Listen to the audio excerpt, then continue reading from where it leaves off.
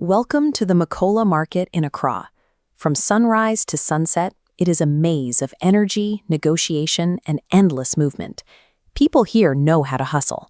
Most of us are taught exactly how to work hard for our money. We put in the hours, make the sales, and earn our keep.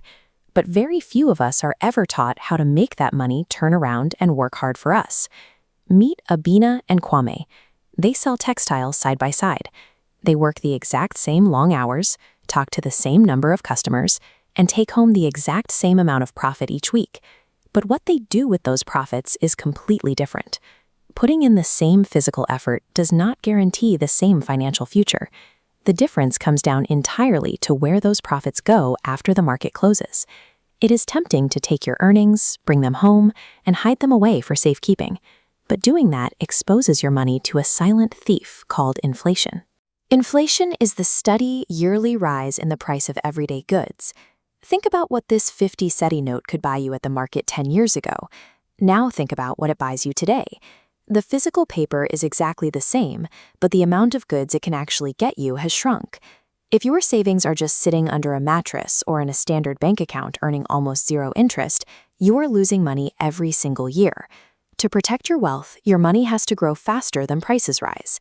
Abina understands this, so every month she takes a small, fixed portion of her profits and puts it into an investment account.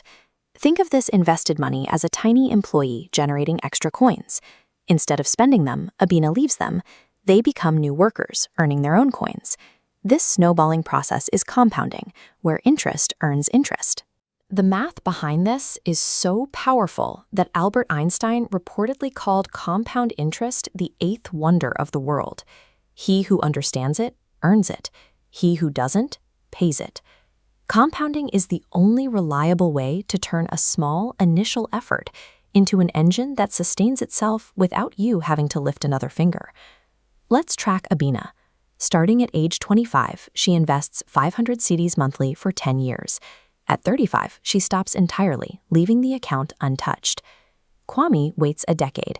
Starting at 35, he invests 500 monthly for 30 solid years until retirement.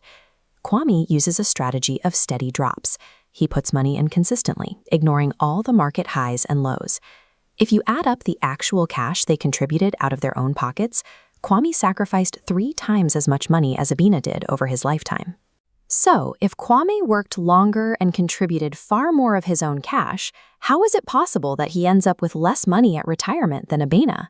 By age 65, assuming a 10% annual return, Kwame has built a nest egg of over 800,000 cedis, but Abina retires with over 950,000 cedis. This line graph shows the mechanics of that victory. Notice the shape. Growth is very sluggish early on. It stays flat for a long period, and then, in the final years, it arcs sharply upward, creating a hockey stick shape. Because Abina started 10 years earlier, her money had enough time to reach this explosive vertical phase. Kwame ran out of time just as his curve was starting to accelerate. You can pour piles of cash into an account later in life, but you cannot make up for a late start. The math just does not allow it. This is why veteran investors like Charlie Munger insisted that the first rule of compounding is to never interrupt it unnecessarily once it begins. The total amount of cash you invest matters, but time is the ultimate multiplier of wealth. This diagram shows the 3 specific levers you can control to build your own wealth: the amount you save, the rate of return you get on your investments, and the time you stay invested. While time is mathematically the most powerful of the 3, the amount you choose to save is the only lever you can directly push right now. You do not need a massive fortune to begin. A small seed planted early will always outgrow a large branch planted late. You just need to start the engine. Treat your financial journey like catching a ride on a trotro. The vehicle is already moving. The longer you wait, the further behind you are. Wealth isn't reserved for those who already have a fortune. It belongs to anyone who chooses to start today, no matter how small the beginning.